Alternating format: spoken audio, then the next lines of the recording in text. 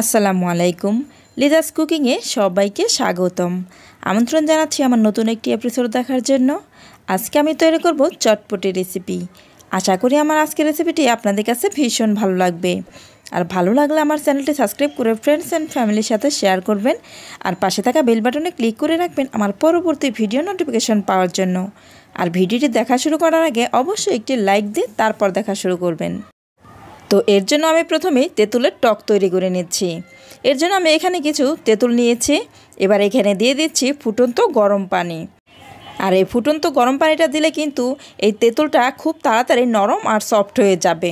আর normal পানি দিয়ে এই তেঁতুলটাকে ভিজিয়ে রাখলে কিন্তু এটা ভিজতে অনেকটা সময় লেগে যায়। সেজন্যই আমি এই গরম পানিটা ইউজ করেছি। এতে করে খুব তাড়াতাড়ি কিন্তু এই তেঁতুলটা নরম হয়ে যাবে। তো আমি এভাবে একটি চামচ দিয়ে একটু উল্টিয়ে পাল্টে ভালো করে ভিজিয়ে রেখে দিচ্ছি 10 মিনিট। ফিরে আসছি 10 মিনিট পর। 10 মিনিট পর তেঁতুলটাকে আমি এভাবে একটু হাত দিয়ে ছাড়িয়ে দিচ্ছি। আর এই 10 মিনিটের মধ্যেই তেঁতুলটা কিন্তু একদম নরম হয়ে গিয়েছে। দেখতেই পাচ্ছেন বিচিগুলো কিন্তু আমি ছাড়িয়ে নিচ্ছি। এবার এই বিচিগুলোকে আর এই তেঁতুলের যে আঁশ থাকে এগুলোকে আমি একটু চিপে চেপে ফেলে দিচ্ছি। আজকের এই চটপটি রেসিপিটি কোনো রকম ঝামেলা ছাড়াই আমি খুব সহজ করে দেখানোর চেষ্টা করেছি। যখনই চটপটি খেতে ইচ্ছে করবে ঠিক তখনই কিন্তু আমার রেসিপিটি ফলো করে এইভাবে চটপটি তৈরি করে খেতে পারবেন। ঘরে বসে নিজে হাতে চটপটি তৈরি করে বাসার সবাইকে নিয়ে মিলেমিশে খাওয়ার মজাটাই আলাদা। আমি কিন্তু এই তেঁতুলের টকটা এবার পুরোপুরি রেডি করে নিচ্ছি।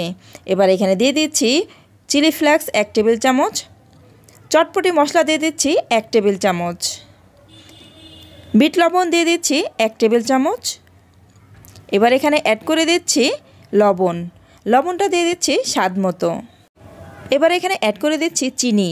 আর চিনিটা আমি 2 টেবিল চামচ পরিমাণ দিয়েছি, আপনারা আপনাদের পরিমাণ মতো দিয়ে দেবেন। এবার দিয়ে দিচ্ছি একটি কাঁচামরিচ। আর কাঁচামরিচটাকে আমি একটু হাত দিয়ে ডলে ভেঙে দিয়েছি। এতে করে কাঁচামরিচের যে ঝালটা আছে এই ঝালটা কিন্তু এই টকের সাথে মিশে যাবে। আর খুব সুন্দর একটা কাঁচামরিচের ফ্লেভার আসে আর খেতেও কিন্তু বেশ ভালো লাগে। আর এই তেঁতুলের টকটা কিন্তু অনেকটাই ঘন আছে। আপনারা চাইলে কিন্তু এখানে আরও কিছু পানি অ্যাড করে আরও পাতলা করে নিতে পারেন। তেঁতুলের টকটা কিন্তু এবার পুরোপুরি রেডি। এবার আমি এই তেঁতুলের টকটাকে একটা সাইডে রেখে দিচ্ছি। এদিকে চুলায় আমি আগে থেকেই কিছু ডাবরি বুট নিয়ে সিদ্ধ করে নিয়েছি। আর এটা কিন্তু একদম পারফেক্টভাবে সিদ্ধ হয়েছে। আর এর চেয়ে বেশি কিন্তু সিদ্ধ করা যাবে না, তাহলে কিন্তু এটা খেতে ভালো লাগবে না, একদম নরম হয়ে যাবে। এই পর্যায়ে আমি অ্যাড করে দিচ্ছি 1 কাপ পরিমাণ আলু। আর এই আলুটাকে আমি আলাদা করে সিদ্ধ করে একটি গ্রেটার দিয়ে গ্রেট করে নিয়েছি। আপনারা চাইলে কিন্তু এই আলুটাকে হাত দিয়ে ভেঙেও দিয়ে দিতে পারেন। আলু দেওয়ার পর আমি একটু জাল করে এরকম একটু ঘন করে নিয়েছি। আর এই পর্যায়ে কিন্তু খুব বেশি জাল দেওয়া যাবে না, তাহলে কিন্তু এই আলুটা একদম গলে গিয়ে ঘন হয়ে যাবে। আর তখন কিন্তু এই চটপটিটা খেতে বেশি ভালো লাগবে না। তো আমার এটা কিন্তু একদম পারফেক্টভাবে হয়ে গিয়েছে। এবার চুলা থেকে নামিয়ে একটি মিক্সিং বলে তুলে নিয়েছি। এইবারে এখানে অ্যাড করে দিচ্ছি পেঁয়াজ কুচি 2 টেবিল চামচ পরিমাণ, দিয়ে দিচ্ছি কাঁচামরিচ কুচি 2 টেবিল চামচ পরিমাণ। এগুলো আপনারা আপনাদের স্বাদ মতো অ্যাড করে দেবেন। চটপটি মশলা দিচ্ছি 3 টেবিল চামচ পরিমাণ, অ্যাড করে দিচ্ছি চিলি ফ্লেক্স। আর চিলি ফ্লেক্স দিয়ে দিচ্ছি 1 টেবিল চামচ পরিমাণ। এবার এখানে অ্যাড করে দিচ্ছি জিরা গুঁড়া। আর অবশ্যই কিন্তু এই জিরা গুঁড়াটা দিতে হবে। জিরা গুঁড়া দিয়েছি 1 টেবিল চামচ পরিমাণ। আর এখানে আমি 2টি ডিম নিয়েছি। আর ডিমগুলোকে এভাবে একটু কেটে টুকরো টুকরো করে দিয়েছি।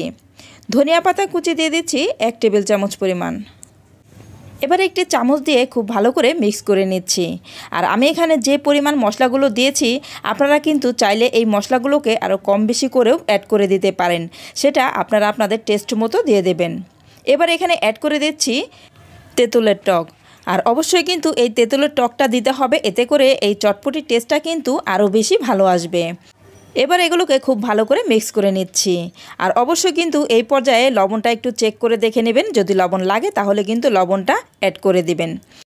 তো আমাদের চটপটিটা কিন্তু একদম খাওয়ার জন্য পুরোপুরি রেডি। এবার একটি সার্ভিং বল নিয়েছি। আমি যেটাতে সার্ভ করব সেটাতে আমি চটপটিগুলোকে নিয়ে নিচ্ছি। চটপটিগুলোকে পরিমাণ মতো নিয়ে নেওয়ার পর আমি আবারও কিছু উপকরণ দিয়ে চটপটিটাকে ডেকোরেশন করে নিচ্ছি। প্রথমে দিয়ে দিলাম এখানে পেঁয়াজ কুচি দিয়ে দেওয়ার পর এখানে দিয়ে দিচ্ছি কাঁচামরিচ কুচি। আর এগুলো কিন্তু অপশনাল, আপনারা চাইলে কিন্তু দিতে পারেন কিংবা নাও দিতে পারেন। এগুলো সব কিছুই কিন্তু আগের থেকে দেওয়া আছে। এবার এখানে দিয়ে দিলাম ডিম, আর একটি ডিম আমি এভাবে গ্রেটারের সাহায্যে গ্রেট করে নিয়েছি। এবার এই ডিমটাকে দিয়ে দেওয়ার পর উপর থেকে কিছুটা ধনিয়া পাতা কুচি দিয়ে দিচ্ছি। আর ধনিয়া পাতা কুচিটা দিলে কিন্তু এই চটপটিটা দেখতে কিন্তু ভীষণ ভালো লাগে। এবার এখানে দিয়ে দিচ্ছি ফুচকা, আর অবশ্যই কিন্তু এই ফুচকাগুলোকে দিতে হবে। আর এখানে আমি একটি ফুচকা নিয়ে এভাবে ভেঙে উপর দিয়ে ছড়িয়ে দিচ্ছি। চটপটির মধ্যে ফুচকা না হলে একদমই ভালো লাগে না, অবশ্যই কিন্তু এই ফুচকাটা দিতে হবে। এই ফুচকাটা দিলে কিন্তু চটপটির টেস্টটা 1000 গুণ বেড়ে যায়। আমার কাছে তো ভীষণ ভালো লাগে।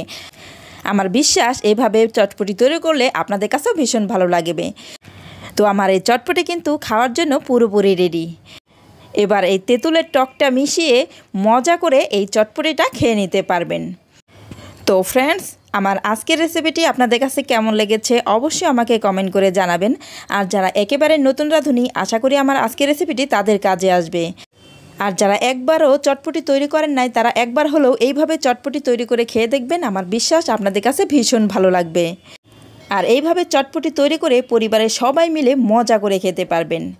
তো আজ এই পর্যন্তই, পরবর্তী পর্বে আবার দেখা হবে। সবাই ভালো থাকবেন। আল্লাহ হাফেজ।